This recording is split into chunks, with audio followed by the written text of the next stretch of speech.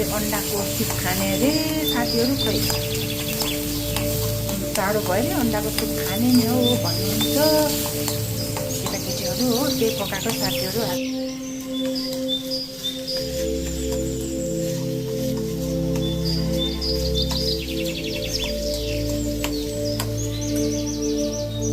जाडोमा अन्डाको सुप के मिठो लागेको है साथीहरू। मलाई त अन्डाको सुप त्यति मिठो लाग्दैन, मलाई बोइल अन्डा चाहिँ मिठो लाग्छ कि अन्डाको सुप चाहिँ मिठो लाग्दैन।